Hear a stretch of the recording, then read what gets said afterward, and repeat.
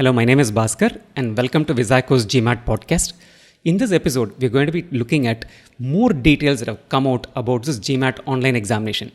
In an earlier episode, we actually discussed the fact that GMAT is coming up with an online version of the GMAT examination as a temporary measure to provide students with an opportunity to write the GMAT examination so that they'll be able to apply to business schools and their business schools plan need not be stalled on account of the lockdown scenario prevailing due to the COVID-19 situation. In this episode, more details are there. We'll look at the pros, cons of going ahead with this examination and the key points that you need to know. Also, we'll quickly look at for what kind of students the online version of the examination is a God-sent manna and for what kind of students should they wait out for the test centers to open and not go ahead with this online version. Let's quickly look at the key data that's needed and then also look at positive points of going ahead with it and things that you need to consider before you look at taking this online examination, essentially the pros and cons. Key details, you'll be able to take this examination starting April 20th, 2020. This version of the examination, at least in the initial phase, GMAT is making available till the 15th of June 2020. You'll be able to take this examination from your home from most parts of the world, excepting certain countries and regions which include mainland China, Iran, Cuba, North Korea and the likes. So, which means that a big chunk of the GMAT test takers will be able to take this online version, irrespective of whether test centers are operational in your country. So, it's a wonderful move by them. Having got these details, let's quickly look at what are the positives of going ahead with this online examination. The biggest positive of this online examination is that it lets you catch application deadlines. If you're one of those people who was planning to apply with round 4 application cycle for a 2020 admission and you had not taken the GMAT examination as set, right, then this is a beautiful opportunity for you. You'll be able to take the examination, have the score in hand, and you'll be able to catch the round 4 deadline and be able to start your MBA right this year. There are others who will be applying to schools which have a January calendar, in which case you should be applying by June of this year to be able to catch the application deadlines meaningfully. For those students again, there is uncertainty about when the test centers will open. So the online examination is actually a great opportunity to take the GMAT, have your scores in place so that you'll be able to apply and catch June, July deadlines for a January admission. So if you're catching application deadline, it's a big positive. Positive point number 1, you're able to catch application deadline. The second thing, even if you don't have an application deadline right now in hand, the big positive that it gives you is it removes the uncertainty over when you'll be able to take the GMAT. Even if you have some dates about when the lockdown will be relaxed, will the relaxation include opening up of test centers for examinations such as the GMAT and GRE? If not, how long will you have to wait? And by the time the relaxation is completely there and you're able to take the test in the GMAT test center, will it be too late to catch the application deadline for this year? Quite a lot of uncertainty out there. So if you take the online version of the GMAT examination, you have essentially sealed the deal and you don't have to worry about it. Point number 3, in terms of the positives of going ahead with it, is basically this. You get to save some dollars. Not too much, but still is reasonable and meaningful. The GMAT examination in the test center based version is costing us $250. The online version is cheaper by $50. You pay only $200 to take the examination. Not just that, in the test center based version, you're allowed to send your GMAT scores free of cost to 5 business schools. For any additional school that you want to send your scores, it's called an additional score report that you'll have to send. Each additional score report costs $35. For the online version, the fee for the additional score report has been completely waived. So that's quite a lot of savings, right? So 3 key points. You'll be able to take the examination and catch application deadlines. You'll be able to take the examination without the uncertainty of whether centers will be open sooner or later. So it brings in a peace of mind if you've chosen to go ahead with this online version. And third, you save some dollars. It's quite a lot of positives here. Let's also look at points that you need to watch out for, certain concerns, and those are key concerns in terms of how your score is going to pan out. The key concern for me, the biggest concern for me with this new online version of the examination is that you do not have access to a scratch paper to do any calculations. I just can't fathom how one will be able to do mathematics calculation. How will I write equations? How will I be able to do calculations which involve dividing a 5-digit number by a 3-digit number without putting pen to paper? What is the alternative that GMAT is offering to not having the scratch paper? GMAT is providing us with what is called as an online whiteboard. In its simplest form, the online whiteboard is the equivalent of nothing but the notepad software that you find in Windows systems or the text edit software that you'll find in a Mac system. Essentially, it's a plain simple text editor. So you need to actually type in equations, you need to type in calculations into a notepad kind of a software and then complete your calculations or solve those equations. I took a couple of equations and tried to solve in a notepad kind of a scenario. Yes, it was possible. It's not an impossible task. But the amount of time it took was a lot more than what I would have done had I got pen and paper. And the other factors also, we are so used to doing any calculation in a pen and paper kind of a scenario.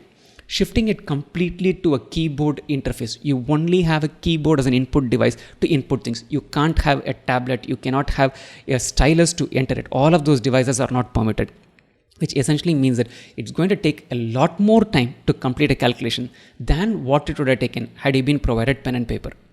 Where did GMAT opt for this? There's a rationale behind it. GMAT's test integrity is purely a function of their questions not being leaked out. Right? That is sacrosanct for them. If they let you write on pieces of paper or on any other equivalent way, there is a risk of the question getting leaked out. In that case, the validity of the question and the integrity of the examination comes into question. So to avoid this, they basically said that there is no way a student is going to be allowed to write anything on any piece. Right? It could be a plastic paper, it could be a normal paper. Yes, understandable from an integrity point of view, but from a student's test taking perspective, it's a lot more difficult. If the same 31 quant questions are provided to me with 93 minutes, maybe I'll be able to do all calculations meaningfully and get to the answer. But you still have the same 62 minutes to do 31 questions and without a scratch paper, which means either your accuracy is going to be compromised or you'll not be able to answer all the questions. So that's a serious concern when it comes to this online version of the examination. The couple of other things which are nagging ones, not really big, but they also do play a role in influencing whether I would want to go for the online version of the examination. The first is, there's no score preview. From 2012, GMAT has introduced this concept called the score preview, which essentially meant that at the end of writing the GMAT examination, you'll get to see your GMAT score in the quant section, verbal section, IR section, and what you scored out of 800. You have 2 minutes to decide whether you want to accept the score or cancel the score at the end of the examination in a test center based version. If you like the score that you see, if it is over and above what you expected to get, students accepted the score. If it is below what they expected, they cancel the score. The score preview feature is not available in the online version of the examination. What is more, you don't even have an opportunity to cancel the examination. You could have a hunch saying that, hey, I did not think this examination went very well.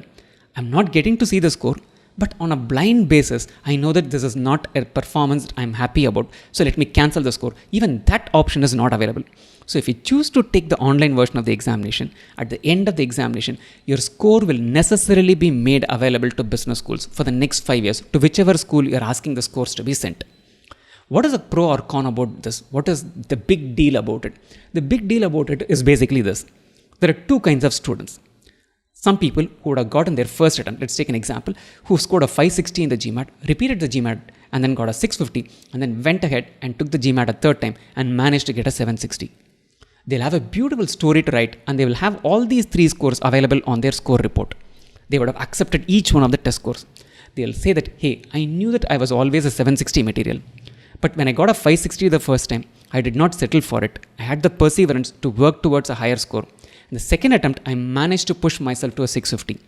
I could have easily settled at 650 because it's a substantial improvement and I know I could have got admitted into quite a few business schools with that. But I knew inherently that I had the capability and the potential to score a 760. So I did not settle for a 650. I worked hard and got a third GMAT, which gave me the score that basically tells what my potential is. This is the caliber, this is the character, this is the personality that you are admitting to. So they can build a beautiful story around it. Right? Second variant who would have got the same 3 things, 560, 650 and a 760. They will probably want to present a picture where they would have cancelled the 560 and a 650 and would have accepted only a 760. They will want to present a picture to the business school stating that, hey, I knew that I was a 750 material. I worked hard to a 750. I did not go ahead, rush into examination headlong and look at a score which was lesser and then work towards improving. They would have done all of this in real life.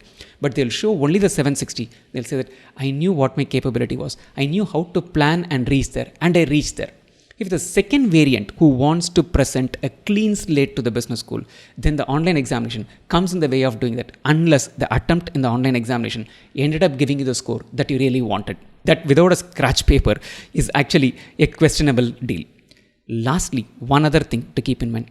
Before you go ahead and take this online examination, keep one thing very clearly in mind. A student will be able to take only one attempt of this online GMAT examination. So if you're planning to catch an application deadline and you're serious about writing this online version of the GMAT examination, my suggestion is take adequate number of practice tests.